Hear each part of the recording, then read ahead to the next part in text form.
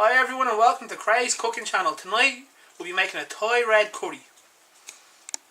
For this recipe you'll need 1 chopped red pepper, 6 button mushrooms sliced, 1 yellow onion chopped, 500 grams of rump steak thinly sliced, 1 chopped carrot and 1 pound of chicken breast cut into small slices. To the pan I've added all my vegetables. Now the first thing I've done was add a bit of sesame seed oil. Now, just keep moving your vegetables around. This should only take about 4 to 5 minutes, and it's just until your veggies turn nice and translucent. Now, the reason I'm using a wok and sesame seed oil is a Taiwanese dish like a Thai curry always needs that Asian flair. You have to remember, woks are the best thing to use when cooking anything like this. They're fast, they're easy. The thin metal and fast smoking point let you cook your meat with extreme speed. We've just transferred all the vegetables to a pot since they're done translucent. Next I'm going to add 500 grams of rump steak. Now I got this off my butcher and what he done for me was he tenderised the curry sliced it, which is great. It's really going to add that soft texture. A lot of Taiwanese food and a lot of Asian food in particular is eaten on the go. Street carts are the main way most people get their meals per day. So you need something fast, easy, and of course, tasty. A lot of people forget that. I mean, a lot of people think street food, they think, you know, the hot dog vendor, the burger cart, the food truck years ago, we just got that bland, terrible bun burger. But nowadays, the food scene is really where it's at. So we're just going to let this go until the meat turns all brown. Okay, now our meat's nearly done. As you can see, all that fat has just drained off it. Now, I don't want you to get rid of that fat. We're going to use that fat to cook the chicken pieces.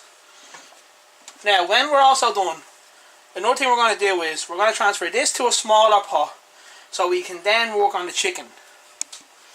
Now, what we've got in this pan now is just the beef drippings. Now, straight to that, just add your chicken pieces. Now, same deal we had with the beef. We just want this chicken to go white. We don't want it fully cooked because we are going to be stewing this in the sauce.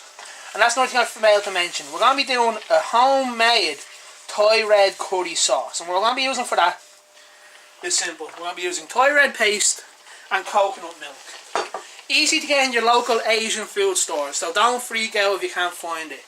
If you do want it, you are allowed to use a jar sauce. We're not going to chop your head off for that. Now this is completely optional, but I like to do it. We're just going to add a tiny amount of light soy sauce. Just that. And what that's going to do is, that's going to add that lovely salty taste. Because I don't really like to season with salt because as you know, everyone's their own preferences. My mother, she loves a lot of sodium in her food. Me personally, I don't. I feel like it takes away from the food. Now the chicken has been cooked and milked to the same pot as the meat. Now, in the pan, as you can see, we still have the meat juices from the chicken and thing. Bit more sesame oil. And just let that cook into it a bit. Now, we're going to start on the sauce. Now, 4 tablespoons of this sauce is enough. So, 1, 2, 3, and 4. Be very careful for splashing because it will happen. Now what I've been doing is mixing the sauce around with just one of the wok spatulas for about a minute. Just until it cooks down a bit. You should get this lovely fragrance. Now, 400 ml of coconut milk. If it's stuck in, which it will be, just grab a fork and just go like that. Oh, there we go. Lovely.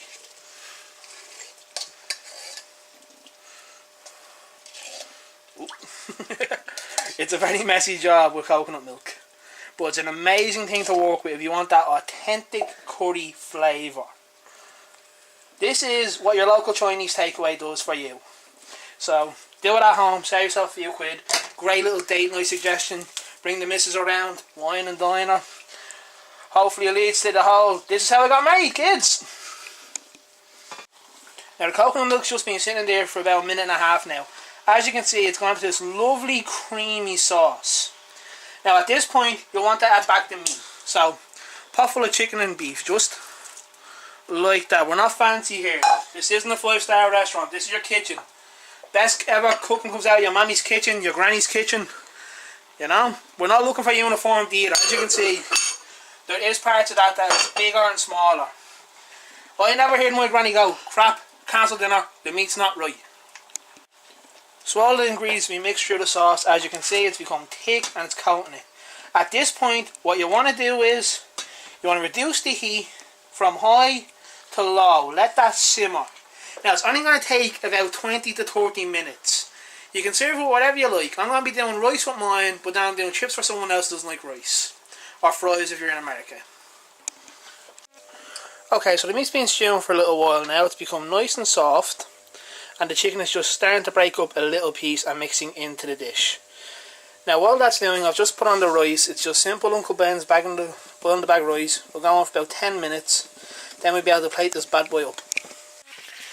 So we've just plated it up. It looks fantastic. You can see all the vegetables running through it. The meat is just soft as can be. The rice is fluffy. So let's take a bite and see how good it tastes.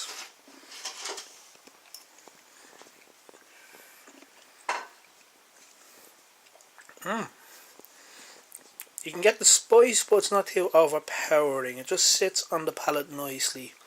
The sauce is creamy from the coconut milk. Throw in these peppers. I love the peppers. So got a little bit of crunch thanks to the wok. Well, I hope you enjoyed this recipe and I hope you try it out yourselves at home. Thank you.